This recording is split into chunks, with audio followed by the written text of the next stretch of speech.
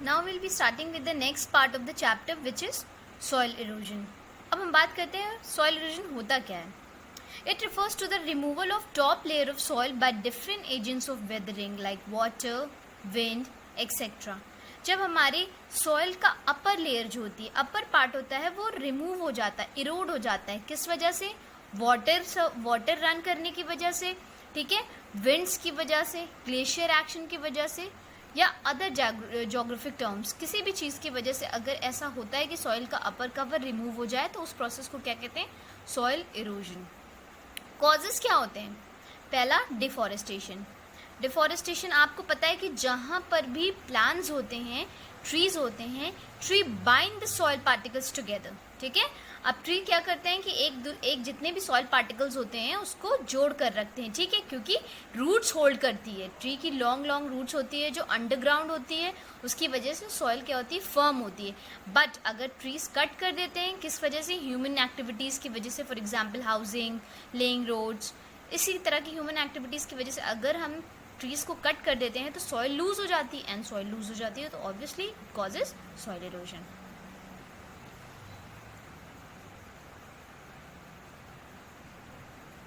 Second is faulty methods of agriculture. अब faulty method of agriculture क्या होता है? बहुत ज़्यादा जितने फॉर एग्जाम्पल रूरल पीपल होते हैं, they are not very well equipped with the modern techniques of agriculture. तो उन्हें ज़्यादा नॉलेज नहीं होती. Due to ignorance and lack of knowledge they use faulty methods. ठीक है, अब wrong methods of agriculture, ploughing का रॉन्ग मेथड यूज़ करना, ठीक है, क्रॉप रोटेशन का इस्तेमाल ना करना, ठीक है, शिफ्टिंग कल्टिवेशन करना, ठीक है, crop grown on one land burned and then moved on another. तो इस तरह की एक्टिविटीज, शिफ्टिंग कल्टिवेचर वगैरह, ये सब चीज़ें करने से क्या होता है कि सॉइल की क्वालिटी ख़राब हो जाती है और सॉइल डिग्रेड होने लगती है, ultimately causing to soil erosion. Now the third cause of soil erosion is overgrazing. As you all know, the animals graze in grasses and in farms. Animals को फार्म्स में लाया जाता है ग्रेजिंग के लिए. तो अब होता क्या है कि जब ये ज़्यादा ग्रेज कर लेते हैं, ओवर ग्रेजिंग हो जाती है जिस जगह पे, वहाँ पे क्या होता है कि ग्रास कवर हट जाता है. अब जब ग्रास कवर हट जाता है तो सॉइल की फर्मनेस क्या होती है? ख़त्म हो जाती है. It becomes weak and loose, ultimately causing to soil erosion. अब now will discuss about the types of soil erosion. Soil erosion के भी कई टाइप्स होते हैं. The first one is sheet erosion. When due to heavy rainfall the topmost layer is removed by water, it is called sheet erosion. जब बहुत तेज़ rainfall होती है, heavy rainfalls like cats and dogs, तो होता क्या है कि सॉइल का अपर मोस्ट पार्ट, ठीक है, रिमूव हो जाता है due to running water, speed of running water. उस टाइप के इरोजन को हम क्या कहते हैं? शीट इरोजन कहते हैं. The next one is gully erosion. On steep slopes in areas with lack of vegetation cover, deep valleys are called gullies.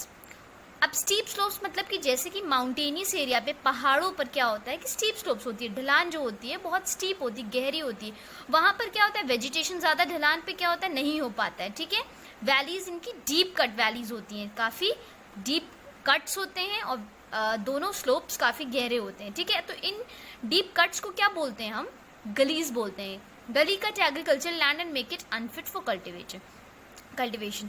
अब होता क्या है कि गलीज में तो आपको पता है कि स्टीप स्लोप्स होती है, तो वहाँ पर क्या होता है? एग्रीकल्चरल एक्टिविटीज़ नहीं हो सकती, तो वो लैंड जो होता है अनफिट हो जाता है एग्रीकल्चर के लिए because of soil weakness. Soil वहाँ पे वीक होती है, इस वजह से नहीं हो पाता है. तो this also leads to soil erosion. अब बात करते हैं desertification. This is also a kind of soil erosion. Desertification में क्या होता है? Large scale erosion in dry areas due to intensive cultivation, overgrazing and deforestation has led to decrease in the quality called as desertification. जब बहुत ज़्यादा quantity में soil Erode हो जाती है, जैसे कि कहीं कहीं पर सॉइल बिल्कुल ही ख़त्म हो जाती है, एकदम पूरा सॉइल कवर एकदम से क्या होता है? वैनिश हो जाता है.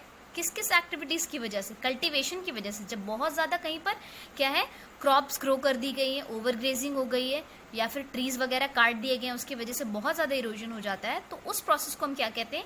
डेजर्टिफिकेशन. तब वो लैंड एकदम बैरन हो जाता है, तो it is referred to as desertification.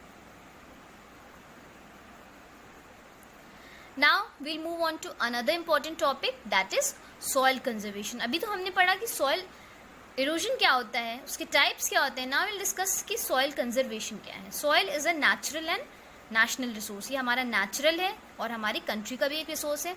इसकी फर्टिलिटी से हमें अच्छा एग्रीकल्चरल प्रोडक्शन मिलता है. ठीक है. सॉइल्स को बहुत ही टाइम लगता है फॉर्म होने में, इसीलिए इसका कंजर्व करना बहुत इंपॉर्टेंट है, क्योंकि ये 1 साल 2 साल नहीं, it takes millions of years to get converted into soil. Soil conservation refers to application of techniques which help in conservation of soil.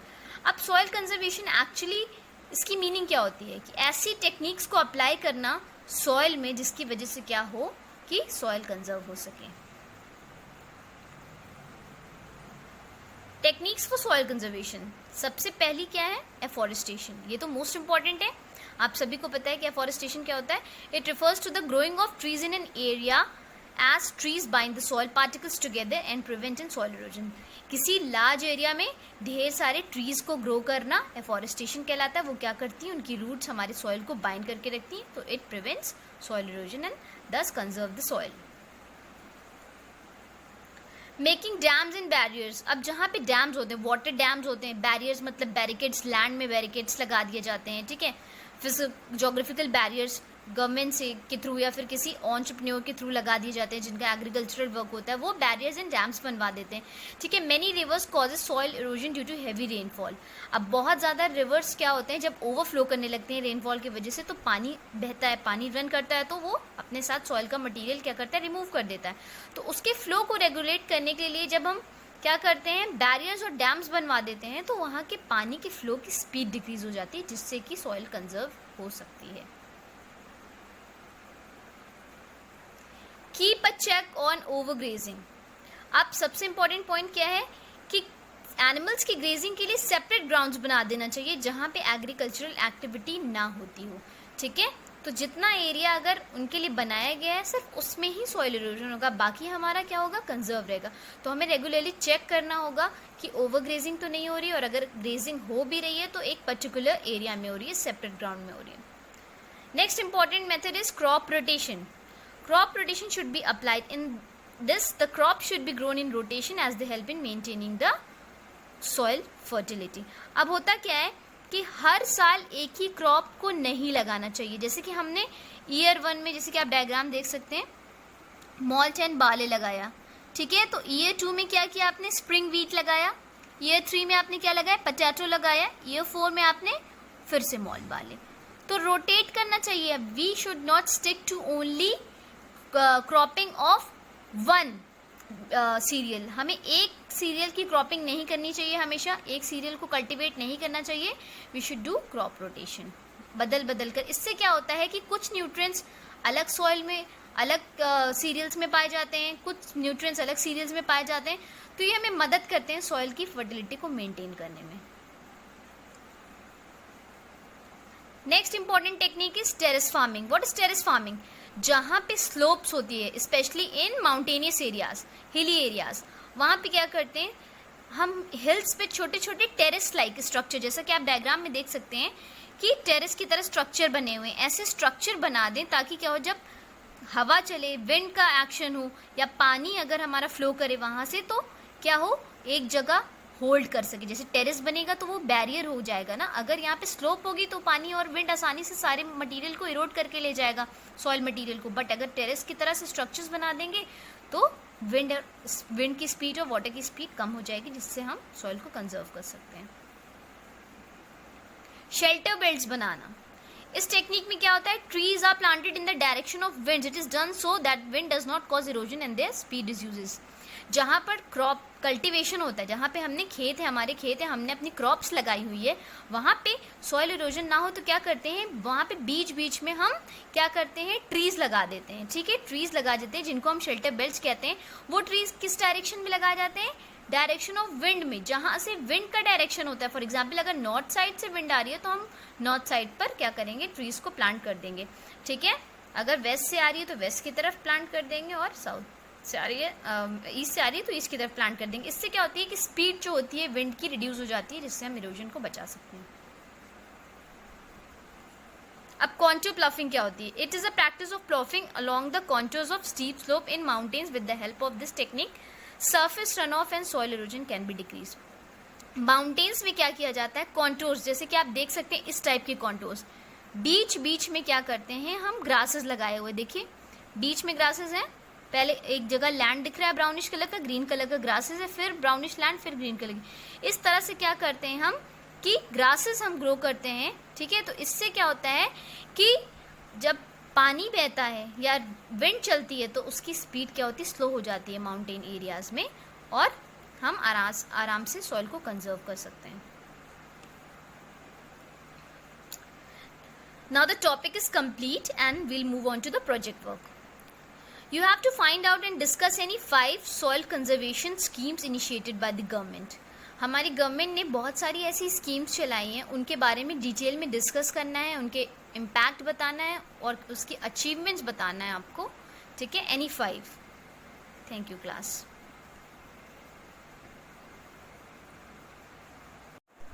Hello class 10th. So today we'll be starting with the third topic of geography, that is soils of India. Let's start with the introduction. अब सबसे पहले जानते हैं कि what is soil. Soil is the loose material which forms the thin surface of the earth. जो हमारे अर्थ के upper portion पे, हमारे सरफेस पे जो लूज मटेरियल होता है, sand, silt, dust and moist sand, loamy sand, ये सारी हमारी किसके अंदर आती है, सॉइल के अंदर आती है। इसको हम क्या कहते हैं, सॉइल। ये बनती कैसे, it is form by decomposition of organic matter and breaking up of rocks by different agents such as wind, water, glacier etcetera.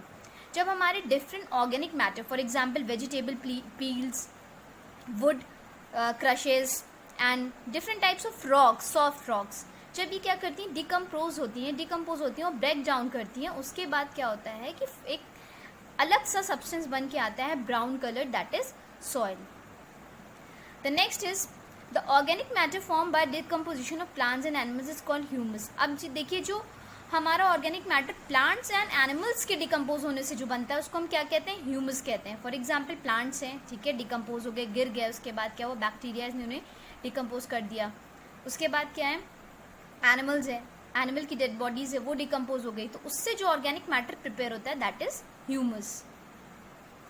Soil does not forms in a year but takes million of years for its formation. Soil को ऐसा नहीं कि एक दिन में बन जाती है, रॉक्स एक दिन में तो डिकम्पोज नहीं होती है ना, it takes millions of years.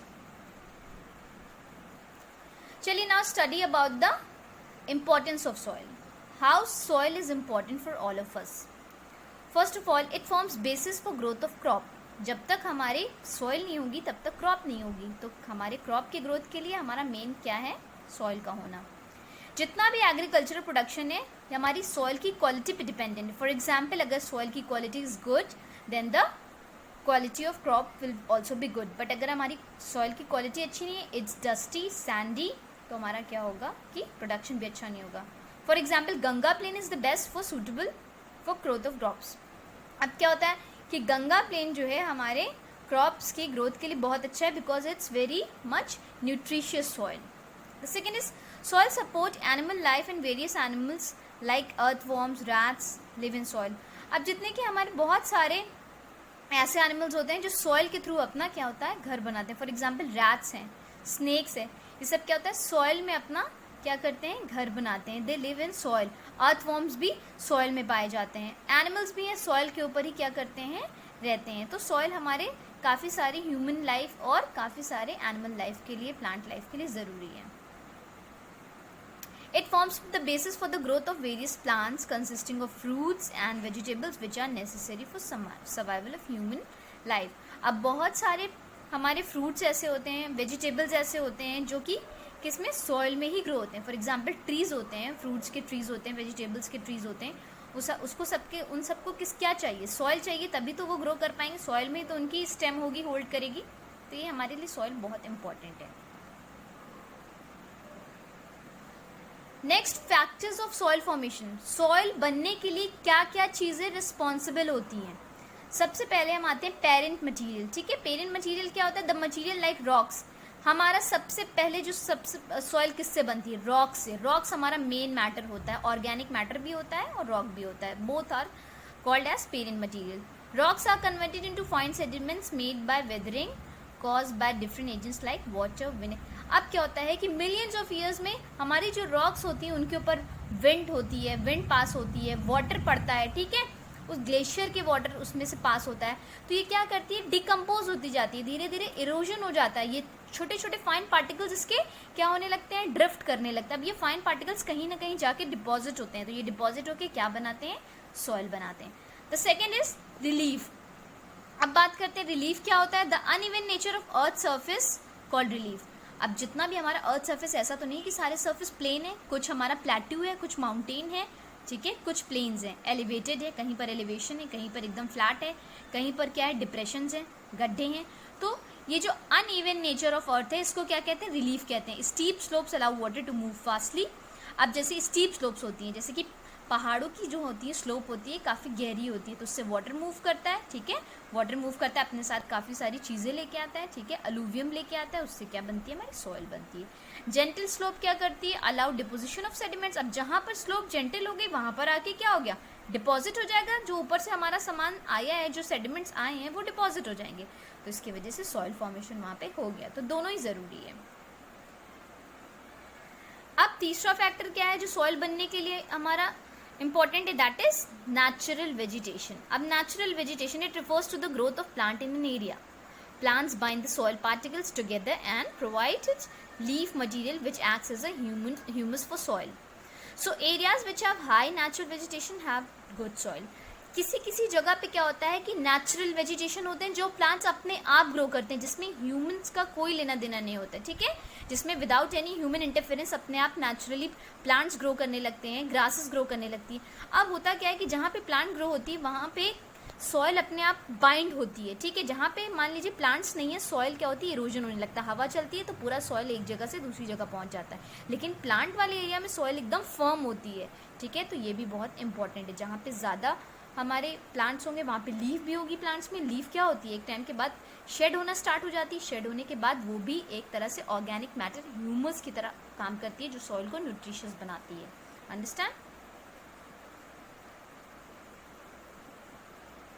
अब हम सॉइल होराइजन की बात करते हैं, सॉइल की लेयर्स की। Basically this is about the layers of soil. अब अगर हम देखते हैं इस डायग्राम को, तो आप इस डायग्राम में देखेंगे ऑर्गेनिक मैटर है, ठीक है, फिर टॉप सॉइल है, फिर सब सॉइल है, फिर मिनरल्स है, फिर बेड रॉक्स है। अंडरस्टैंड। तो सॉइल होराइजन क्या होता है, 3 पार्ट्स में सॉइल की हमारी लेयर डिवाइडेड होती है, ठीक है। होराइजन 1 में क्या होता है, it is the top most zone in this minerals, nutrients, organic matters present. ये सबसे टॉप लेयर होती है हमारे सॉइल की, जिसमें कि ऑर्गेनिक मैटर, न्यूट्रिएंट्स, ये सारी चीज़ें प्रेजेंट होती हैं, मिनरल्स भी। अब होराइजन बी में क्या होता है, it is a transition between horizon A and सी।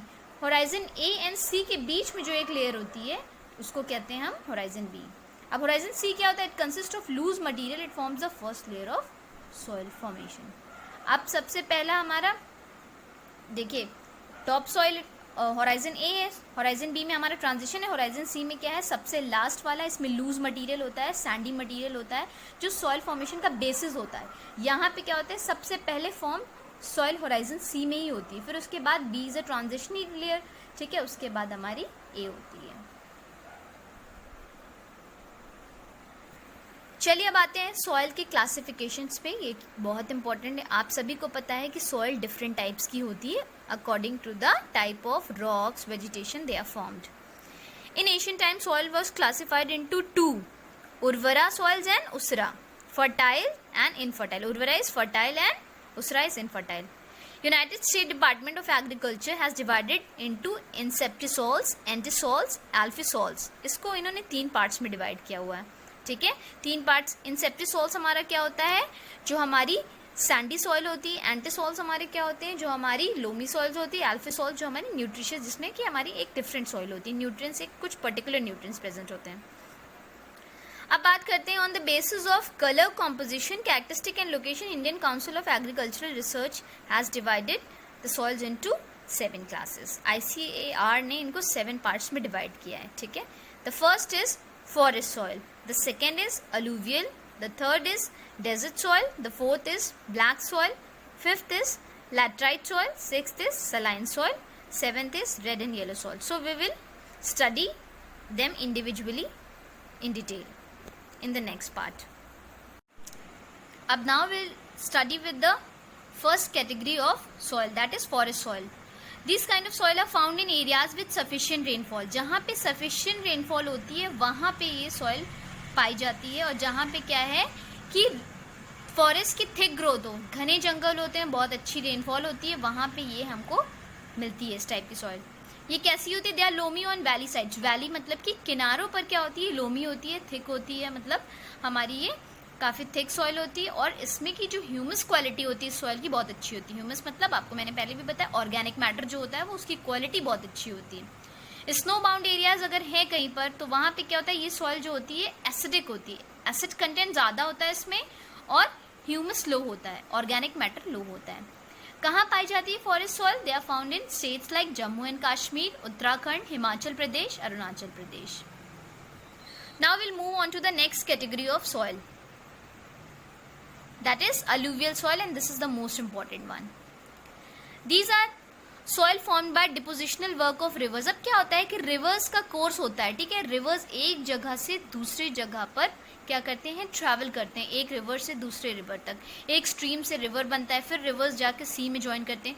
तो ड्यूरिंग दैट प्रोसेस जब क्या होता है कि हमारे रिवर का जो चैनल होता है, जैसे कि हमारे माउंटेन से रिवर वाटर आता है, ठीक है, ग्लेशियर वाटर आता है, फिर वो रिवर फॉर्म करता है. तो जब ये ग्लेशियर वाटर आता है ऊपर से तो अपने साथ बहुत सारा अलूवियम मतलब कि सिल्ट, सैंड, क्ले, ठीक है, ये सारी चीज़ें लेकर आता है और ये एक जगह डिपॉजिट कर देता है. और इस डिपॉजिशन से क्या बनती है, alluvial soil. For example Ganga plain is formed by deposition of alluvium brought by river. अभी जो रिवर वाटर हमारा जो गंगा का है वो हमारा डिपॉजिट करता है जब गंगा के किनारे बैंक्स ऑफ रिवर में, तो वहाँ पे जो सॉइल होती है उसको अलूवियम सॉइल कहते हैं, ठीक है. They are rich in potassium and humus but lack phosphorus and nitrogen. ये क्या होता है, पोटेशियम में रिच होता है और इसका ह्यूमस भी बहुत अच्छा होता है, ऑर्गेनिक मैटर अच्छा होता है, लेकिन फॉस्फोरस एंड नाइट्रोजन कंटेंट इसमें कम होता है. कलर क्या होता है, लाइट ग्रे से ऐश ग्रे तक वैरी करता है, कि लाइट ग्रे भी हो सकता है, ऐश ग्रे भी हो सकता है. ये सबसे ज़्यादा फर्टाइल सॉइल होती है और किसकी ग्रोथ के लिए हम इस्तेमाल करते हैं, कौन कौन सी क्रॉप्स के लिए, लाइक वीट, राइस एक्सेट्रा. किन एरियाज में पाई जाती है, Indo Gangetic plains covering states of Punjab, Haryana, Uttar Pradesh, Bihar, deltaic region of Mahanadi, Godavari, Krishna and Kaveri.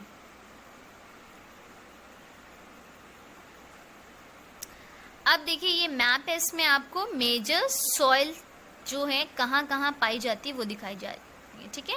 जैसे कि जो शेडेड पोर्शन है, जम्मू एंड कश्मीर है, हिमाचल है, ये ग्रीन शेडेड है, दैट मीन्स यहाँ पे एलुवियल है. राजस्थान है, यहाँ पे दैट मीन्स येलो सॉइल है, ठीक है. जहाँ पे उड़ीसा है, ठीक है, छत्तीसगढ़ है, यहाँ पे रेड कलर है, दैट मीन्स रेड सॉइल है. तो डिफरेंट डिफरेंट तरह के कलर से हमें ये पता चलता है कि डिफरेंट डिफरेंट सॉइल्स कहाँ कहाँ पाई जाती हैं. नेक्स्ट आते हैं हम डेजर्ट सॉइल पे. ये ऑब्वियस सी बात है, नाम से ही पता चल रहा है कि ये डेजर्ट एरियाज में पाया जाता है, ठीक है. This soil is found in areas of high temperature, जहाँ टेम्परेचर बहुत ज़्यादा होता है, रेनफॉल एकदम कम होती है, क्योंकि it is because of these condition the salt get deposited on the top layer of soil. इसी कंडीशन की वजह से होता क्या है, सॉल्ट कंटेंट जो होता है आकर सॉइल के टॉप लेयर में जाके डिपॉजिट हो जाता है. The soil lack nitrogen and humus. इस सॉइल में नाइट्रोजन नहीं होता है, ऑर्गेनिक मैटर नहीं होता है, as it lack vegetation cover and thus is not suitable for agriculture. अब आपको पता है कि डेजर्ट एरिया में वेजिटेशन तो होता नहीं है, ठीक है, तो उसकी वजह से ये सॉइल जो होती है उसकी क्वालिटी अच्छी नहीं होती और एग्रीकल्चर के लिए सूटेबल भी नहीं होती. कलर इसका रेड से लेकर लाइट ब्राउन तक होता है, ठीक है. कंकर्स भी पाए जाते हैं सॉइल में. This soil is found in states like Rajasthan, parts of south west Punjab. Now we'll move on to the next soil, that is black soil और रेगुर soil. ये भी बहुत important soil है, इसको रेगुर भी बोला जाता है. They are formed by solidification of lava in Deccan Plateau and therefore rich in minerals. अब क्या होता है कि जैसे कि अर्थ के अंदर molten material होता है, आप सबको पता है इंटीरियर ऑफ द अर्थ के अंदर अंडरग्राउंड एरियाज में अगर हम बात करेंगे तो molten material होता है. जब कभी कभी वॉल्केनिक eruptions होते हैं तो ये molten material बाहर की तरफ, ये लावा एंड मैग्मा बाहर की तरफ निकल के क्या हो जाता है कि फ्रीज हो जाता है, ठीक है, सॉलिड हो जाता है कुछ समय के बाद. उसके बाद ये जो सॉइल फॉर्म होती है उस एरिया पे जहाँ पे ये प्रोसेस हुआ है उस एरिया की सॉइल को हम क्या कहते हैं, ब्लैक सॉइल कहते हैं, ठीक है. ये डेक्कन प्लेटो के पास ज़्यादा होता है ये चीज़, और ये रिच इन मिनरल्स, ये सॉइल काफ़ी ज़्यादा रिच इन मिनरल्स होती है बिकॉज लावा एंड मैग्मा जो होता है उसमें मिनरल कंटेंट बहुत ज़्यादा होता है. They are clay in nature, इसका क्ले की तरह, चिकनी मिट्टी की तरह ये होती है, और they have capability of storing moisture for a long time, ये मॉइस्चर को अपने अंदर काफ़ी देर तक होल्ड कर सकती हैं। अब रेनी सीजन में क्या होता है, ये सॉइल काफ़ी स्टिकी हो जाती है, इसको प्लफिंग नहीं कर सकते, इसमें आप प्लो नहीं कर सकते, ठीक है, जैसे कि आप प्लो का इस्तेमाल करके, ठीक है, आप सॉइल को खोदते हैं, सॉइल को बाहर निकालते हैं, तो प्लो नहीं कर सकते हैं क्योंकि काफ़ी स्टिकी हो जाती है। During summer season moisture gets evaporated and deep cracks appear on the soil. अब समर्स में क्या होता है कि मॉइस्चर जितना भी सॉइल में होता है वो एवेपोरेट हो जाता है, हीट की वजह से एवेपोरेट हो जाता है, और इसमें क्रैक्स डेवलप हो जाते हैं सॉइल में, तो वहाँ पे ये सॉइल ख़राब होने लगती है समर्स में। They contain iron, aluminium, potash but lack nitrogen, phosphorus and organic matter. इसमें आयरन होता है, एल्यूमिनियम होता है, पोटैश होता है, लेकिन इसमें nitrogen, phosphorus and organic matter नहीं होता है।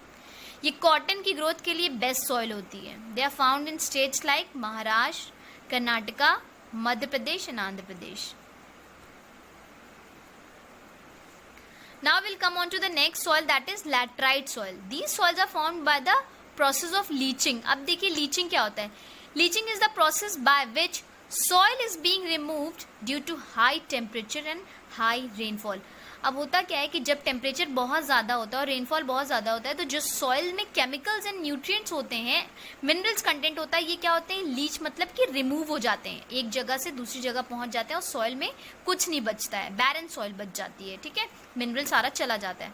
Due to high rainfall lime and silica remove from soil, lime and silica mineral ये रिमूव हो जाते हैं, and it is left with iron oxide and potash. फिर बचता क्या है, आयरन ऑक्साइड एंड पोटैश बचता है। The soil lakhs organic matter, nitrogen, calcium, ये सब हमारा क्या होता है, लीच आउट हो जाता है। The soil becomes hard like brick when ड्राइज up and thus is not suitable for agriculture. ये सॉइल क्या होती है कि हार्ड, ब्रिक की तरह हार्ड हो जाती है, जब सूखती है तो ये एकदम पत्थर की तरह हो जाती है, इसलिए एग्रीकल्चर के लिए अच्छी नहीं होती। कहाँ पाई जाती है, it's found in coastal areas of Karnataka, Kerala, Tamil Nadu and Assam. चलिए now we'll move on to next soil, red and yellow soil.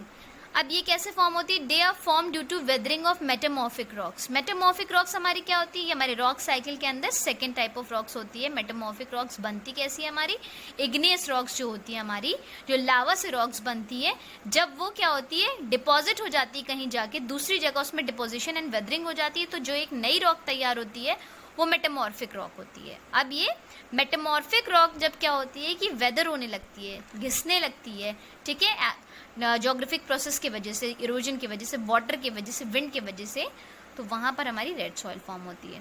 They are red in colour due to high iron content in them. Iron बहुत ज़्यादा होगी, जैसे कि आपको मैंने बताया metamorphic rocks में ऑब्वियसली बात है मिनरल्स काफ़ी ज़्यादा होंगे, आयरन कंटेंट ज़्यादा होगा, तो इसलिए इस सॉइल में भी आयरन कंटेंट बहुत ज़्यादा होता है। These soils are rich in potash, iron but lack lime, phosphate, nitrogen etcetera. ये सॉइल जो होती है पोटैश में, आयरन में बहुत अच्छी होती है, इसकी क्वांटिटी ज़्यादा होती है, बट इसमें लाइम, फॉस्फेट, नाइट्रोजन ये सारी चीज़ें नहीं होती हैं।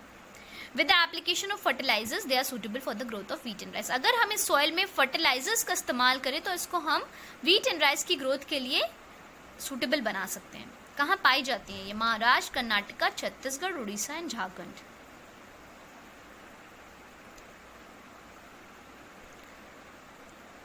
चलिए coming on to the next topic,